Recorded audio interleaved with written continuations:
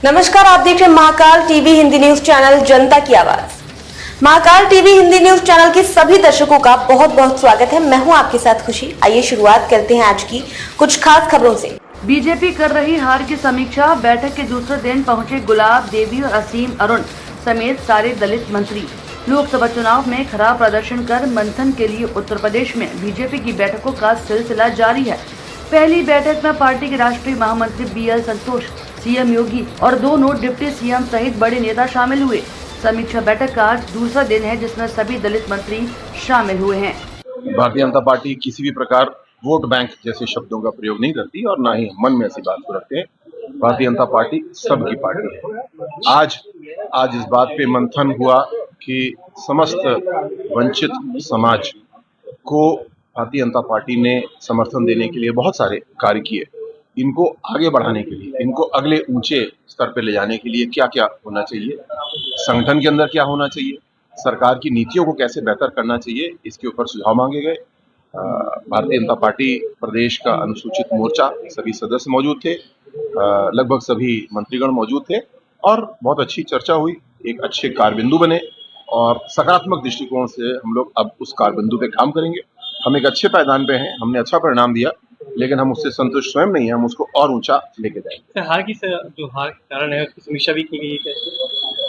जो समीक्षा, हम तो हर बूथ की समीक्षा कर रहे हैं, एक एक वोट की समीक्षा कर रहे हैं, पर आज ये समीक्षा नहीं, ज्यादा ये बात थी कि किस तरीके से आने वाले समय में हम लोग को जो जनता ने वोट दिया है, जनता ने अपना आदेश दिया है कि आप बेहतरी के लिए काम करिए, जनता की जो अपेक्षाएं हैं उसको हम लोग को पूरा करना है और सामाजिक न्याय का एक ऐसा मॉडल प्रस्तुत करना है जिसमें अनुसूचित जाति, जनजाति, पिछड़ा वर्ग, आर्थिक रूप से पिछड़ा वर्ग, महिलाएं, ट्रांसजेंडर, सबको उनका अधिकार मिले।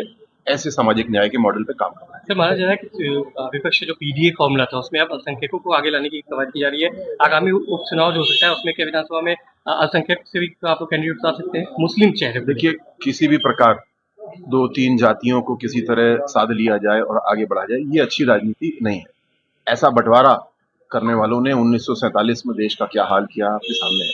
जिन्होंने बंटवारा किया वो आज 160 रुपए किलो आटा बिक रहा है पाकिस्तान में, और जो जुड़ने वाले हैं 80 करोड़ राशन फ्री में दे रहे हैं परिवारों को। तो बांटने वाला काम जो कर रहे हैं तात्कालिक रूप से सुंदर लग सकता है, आकर्षक लग सकता है, लेकिन जोड़ने वाला काम दीर्घकालिक होता है।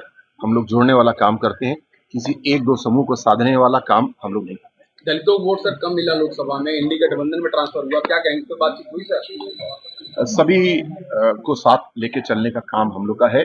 हमारा नारा ही है सबका साथ और सबका विकास। कोई एक सभासद का चुनाव हो या सांसद का चुनाव हो, उससे कोई विशेष फर्क नहीं पड़ता। जो हमारी मूल नीति है, जो हमारे मूल आदर्श हैं, वो अडिग हैं और सबका साथ सबका विकास के नारे पे हम लोग काम कर रहे हैं। आज माननीय BL संतोष जी आए थे, उन्होंने संगठन के ऊपर ही वार्ता की है कि किस प्रकार से हमें काम करना चाहिए और आगे हम किस प्रकार से अच्छी प्रकार से काम करें, इस संबंध में वार्ता हुई।